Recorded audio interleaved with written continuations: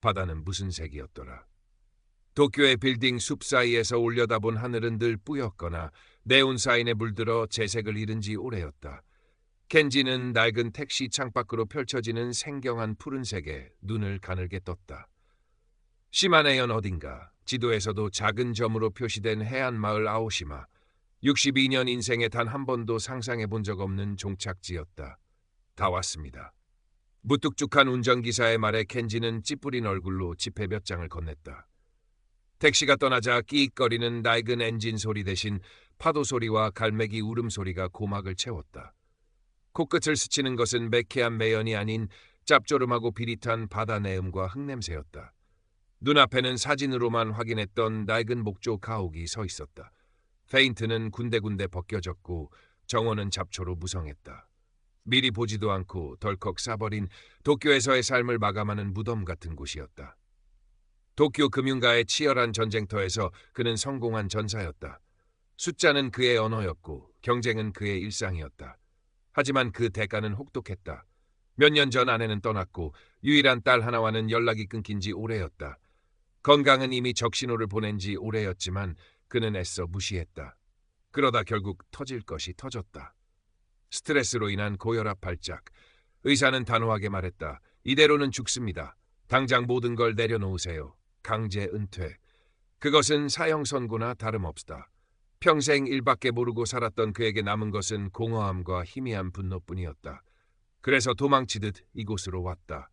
아무도 자신을 모르는 곳, 아무런 의미도 찾을 수 없는 곳에서 남은 날들을 그저 견뎌낼 작정이었다. 집안은 예상대로 엉망이었다. 먼지가 뽀얗게 쌓인 다다미, 삐걱거리는 마루, 거미줄이 쳐진 창문. 켄지는 가져온 가방 하나를 아무렇게나 던져놓고 냉장고를 열었다. 텅 비어 있었다. 그는 혀를 차며 가방에서 인스턴트 라면 봉지를 꺼냈다. 뜨거운 물을 붓고 3분을 기다리는 동안 그는 창밖의 바다를 멍하니 바라보았다. 끝없이 펼쳐진 수평선이 오히려 숨막히게 느껴졌다. 낙후된 시골 마을. 모든 것이 느리고 답답하고 지루해 보였다. 여기서 뭘 할 수 있단 말인가. 그는 김이 모락모락 나는 라면을 후루룩 삼켰다. 익숙한 인공 조미료 맛이 잠시나마 위안을 주었다. 저녁에는 인터넷 뉴스를 뒤적이며 시간을 죽였다. 도쿄의 소식은 여전히 자극적이었지만 이상하게도 공허했다. 다음 날 아침 켄지는 찌뿌둥한 몸을 일으켰다. 도쿄에서는 알람 소리에 맞춰 기계처럼 일어났지만 이곳에서는 그럴 필요가 없었다. 대신 창문 틈으로 새어들어오는 눈부신 햇살과 요란한 새소리가 그를 깨웠다. 그는 인상을 찌푸리며 커튼을 치려다 문득 창밖 풍경에 시선을 빼앗겼다. 밤사이 비가 내렸는지 온 세상이 촉촉하게 젖어 있었다. 집 앞의 잡초들도 싱싱한 초록빛을 뽐내고 있었다. 그리고 그 너머로 햇살을 받아 반짝이는 바다가 눈부시게 펼쳐져 있었다. 그는 자기도 모르게 잠시 그 풍경을 바라보았다. 아침 식사 역시 인스턴트 라면이었다. 설거지거리를 만들고 싶지 않았다. 식사를 마치고 그는 무얼 해야 할지 몰라 집안을 서성거렸다. 텔레비전은 켜지지 않았고 인터넷은 느려 터졌다. 할 수 있는 일이 아무것도 없다는 사실이 그를 더욱 무기력하게 만들었다. 그는 결국 낡은 소파에 몸을 파묻고 잠을 청했다. 얼마나 잤을까? 현관문 두드리는 소리에 켄지는 잠에서 깼다. 누구지? 이 외딴 곳에 찾아올 사람이 있을 리 없었다. 그는 마지못해 현관으로 향했다. 문을 열자 허리가 약간 굽은 자그마한 노파가 서 있었다. 햇볕에 그을린 얼굴에는 자글자글한 주름이 가득했지만 눈빛만은 맑고 또렷했다. 이사 오셨다는 분이 맞으시죠? 저는 옆집 사는 아카리라고 합니다. 노파는 부드러운 미소를 지으며 꾸벅 인사를 했다. 손에는 작은 바구니가 들려 있었다. 변변찮지만 밭에서 갓 딴 채소들입니다. 드셔보세요. 켄지는 얼떨떨한 표정으로 바구니를 받아들었다. 바구니 안에는 모양은 제각각이지만 싱싱해 보이는 토마토, 오이, 가지 등이 담겨 있었다. 아, 감사합니다. 그는 어색하게 대답했다. 집 정리는 좀 되셨어요? 도움이 필요하면 언제든 말씀하시고요. 아카리는 켄지의 객한 얼굴과 헝클어진 머리를 힐끗 보더니 다시 한번 부드럽게 미소 짓고는 돌아섰다. 켄지는 문을 닫고 바구니를 내려다보았다. 채소에서는 흙냄새와 풀냄새가 섞인 싱그러운 향기가 풍겼다. 그는 갑작스러운 친절이 조금 부담스러웠지만 동시에 아주 오랜만에 느껴보는 인간적인 온기이기도 했다. 그는 채소를 싱크대에 내려놓고 다시 소파에 앉았다. 하지만 더 이상 잠은 오지 않았다. 창밖에서는 여전히 파도 소리가 들려왔다. 이전과는 조금 다르게 그 소리가 마치 규칙적인 심장 박동처럼 느껴졌다. 며칠이 지났다. 켄지의 생활은 크게 달라지지 않았다. 여전히 인스턴트 음식으로 끼니를 때우고 대부분의 시간을 멍하니 보내거나 잠을 잤다. 하지만 아주 작은 변화들이 생겨나기 시작했다. 아침에 눈을 뜨는 시간이 조금씩 빨라졌다. 햇살과 새소리가 더 이상 짜증스럽게 느껴지지 않았다. 그리고 가끔, 아주 가끔 아카리가 놓고 간 채소들을 꺼내 요리를 시도해보기도 했다. 물론 결과는 엉망이었지만 직접 만든 음식을 먹는다는 행위 자체가 낯설면서도 신선한 경험이었다. 어느 날 오후 그는 답답한 마음에 집 밖으로 나섰다. 마을을 한번 둘러볼 생각이었다. 좁은 골목길을 따라 걷자 오래된 목조 가옥들이 옹기종기 모여있는 모습이 눈에 들어왔다. 집집마다 작은 텃밭을 가꾸고 있었고 빨랫줄에는 하얀 빨래들이 바람에 나부끼고 있었다. 길가에는 이름 모를 야생화들이 피어 있었다. 모든 것이 느리고 평화로워 보였다. 마을 끝자락에 이르자 작은 어항이 나타났다. 몇 척의 낡은 어선들이 한가롭게 정박해 있었고 어부 몇 명이 그물을 손질하고 있었다. 그들 중 한 젊은 남자가 켄지를 발견하고는 손을 흔들었다. 안녕하세요. 새로 이사 오신 분이죠? 활기찬 목소리였다. 그는 켄지에게 성큼성큼 다가왔다. 까맣게 탄 피부에 건강한 미소를 띤 청년이었다. 저는 타치야라고 합니다. 여기서 유기농 농사 짓고 있어요.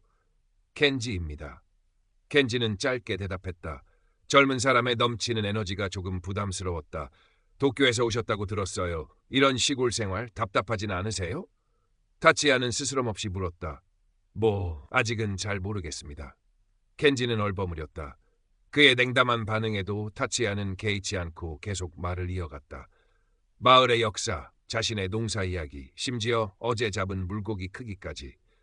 켄지는 건성으로 듣는 둥마는둥했지만 타치야의 눈빛에는 자신의 일과 삶에 대한 진심 어린 애정이 담겨 있었다. 그것은 켄지가 오랫동안 잊고 있었던 감정이었다. 타치야와의 만남 이후 켄지는 조금씩 마을 사람들과 마주치는 일이 잦아졌다. 처음에는 어색하게 고개만 까딱거리던 것이 점차 간단한 인사말을 나누는 정도로 발전했다. 마을 사람들은 대부분 노인이었고 그들은 켄지에게 특별한 관심을 보이지도 그렇다고 배척하지도 않았다. 그저 조용히 그의 존재를 받아들이는 듯했다.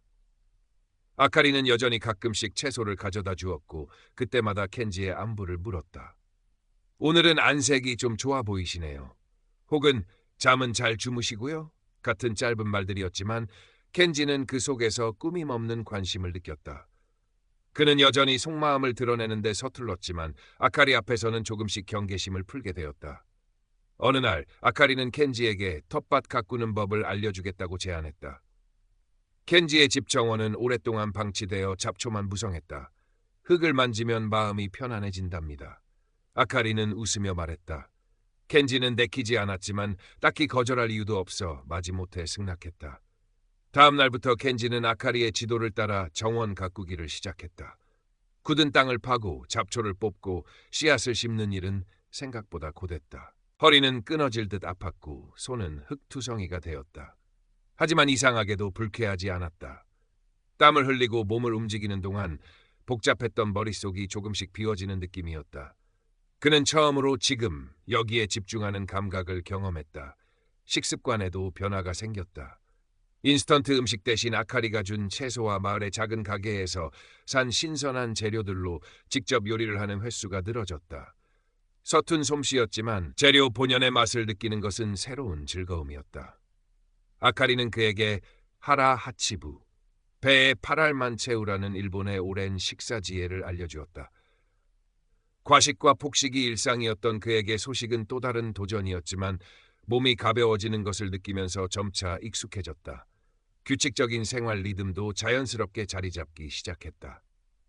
해가 뜨면 일어나 텃밭을 돌보고 아침 식사를 하고 마을을 산책하거나 책을 읽었다. 점심 식사 후에는 잠시 낮잠을 자거나 어항에 나가 타치야와 이야기를 나누기도 했다. 저녁에는 간단히 식사를 하고 일찍 잠자리에 들었다. 도쿄에서의 불규칙하고 자극적인 삶과는 정반대의 단순하고 예측 가능한 일상이었다. 처음에는 지루하게 느껴졌던 그 단조로움이 어느새 편안함으로 다가왔다. 그의 몸은 서서히 아오시마의 자연스러운 리듬에 맞춰가고 있었다. 잠 못 이루던 밤이 줄어들었고 아침에 일어날 때 느껴지던 만성적인 피로감도 옅어졌다. 그러던 어느 날 타치야 켄지에게 뜻밖의 부탁을 해왔다. 켄지 씨, 혹시 컴퓨터 잘 다루세요? 제가 농사일 기록이랑 판매 관리를 좀 체계적으로 하고 싶은데 영 서툴러서요. 켄지는 잠시 망설였다. 그는 평생 숫자와 데이터를 다루며 살아왔다. 하지만 그 일은 지긋지긋한 스트레스의 근원이기도 했다. 다시 그런 일에 엮이고 싶지 않았다. 글쎄요, 제가 뭘 도울 수 있을지 모르겠군요. 아니에요. 그냥 기본적인 것만 좀 알려주시면 돼요. 제가 맛있는 유기농 채소로 보답할게요. 타치야는 넉살 좋게 웃으며 말했다. 켄지는 결국 그의 부탁을 들어주기로 했다. 며칠 동안 그는 타치야의 농장 사무실에서 그의 장부와 기록들을 정리하는 것을 도왔다. 엑셀 프로그램을 다루고 간단한 데이터베이스를 만드는 것은 그에게 식은 죽먹기였다.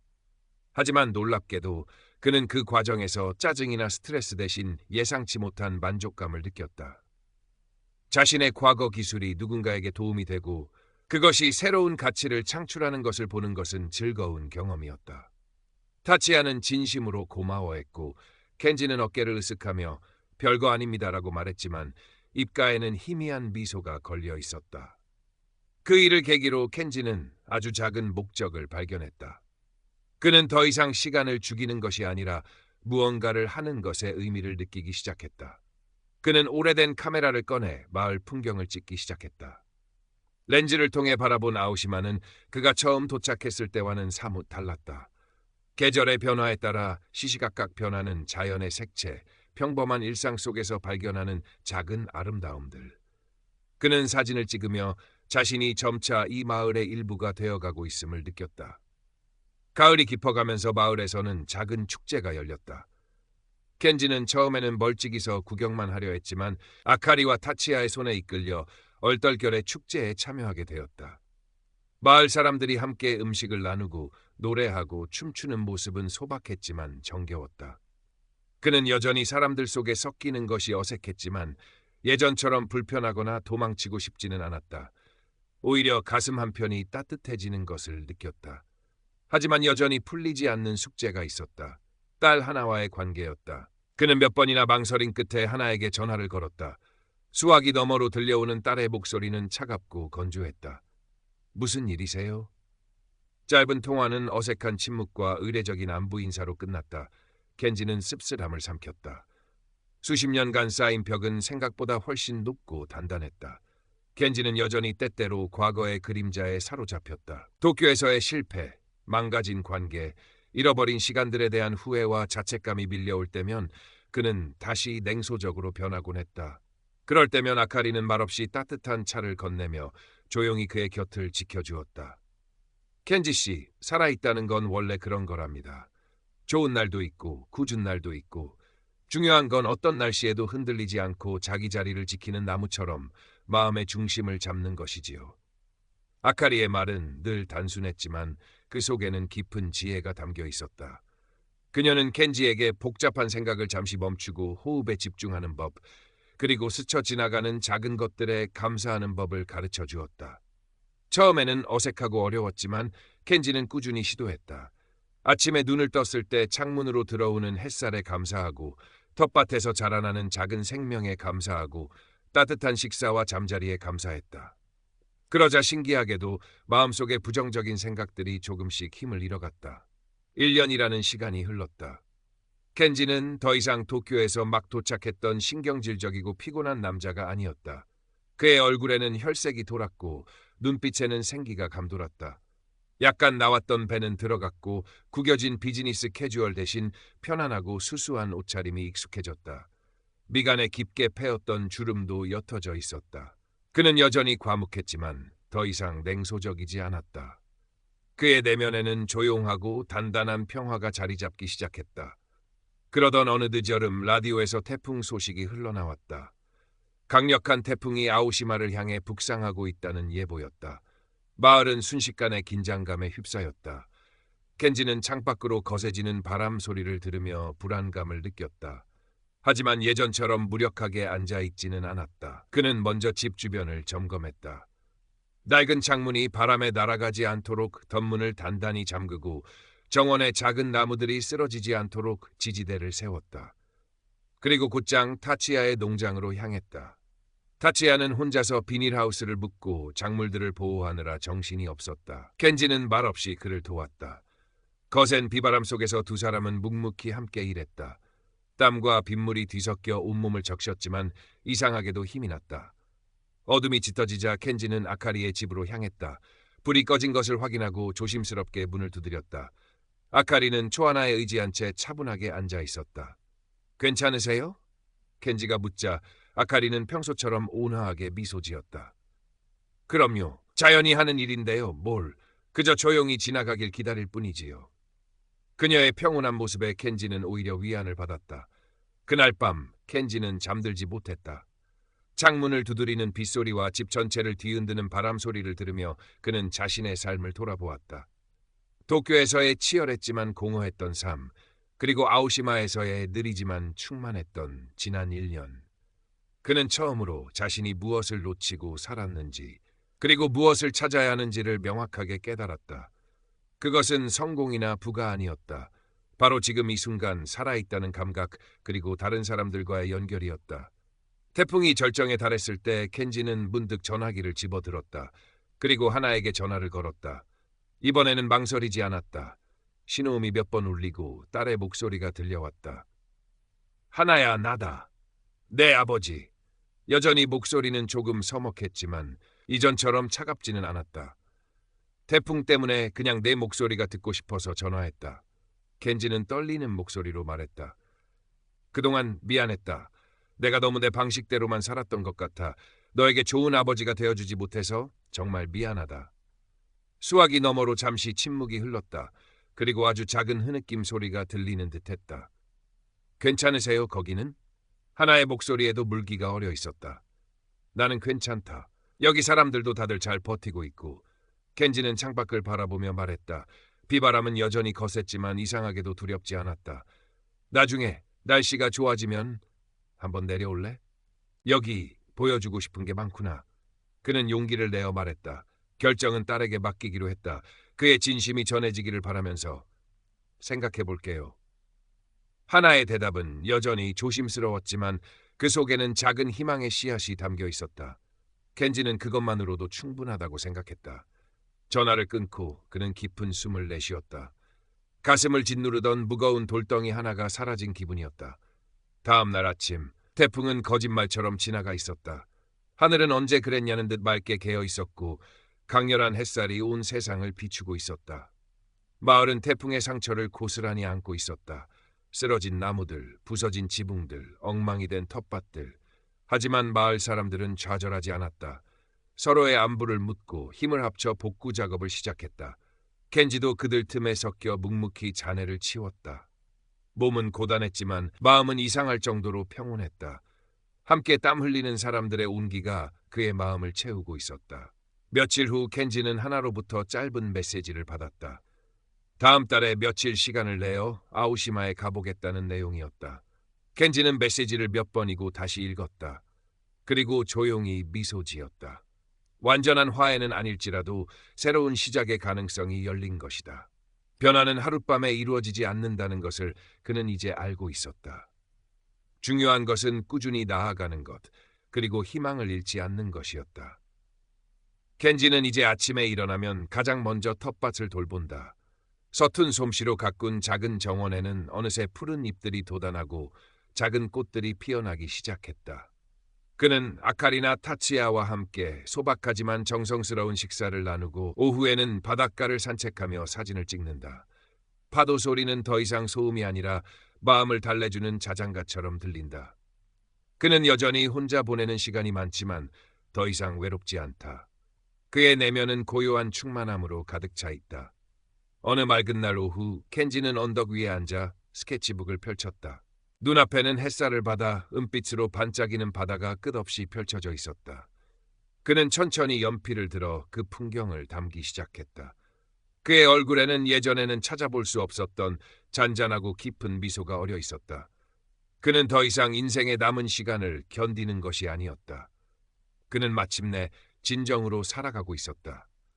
아오시마의 느린 시간 속에서 그는 잃어버렸던 자기 자신과 삶의 의미를 되찾은 것이다. 그의 옆에는 아카리가 조용히 앉아 만족스러운 표정으로 고개를 끄덕이고 있었다. 멀리서 타치아의 활기찬 웃음소리가 파도 소리에 실려 들려왔다. 그의 새로운 삶은 이제 막 시작되고 있었다.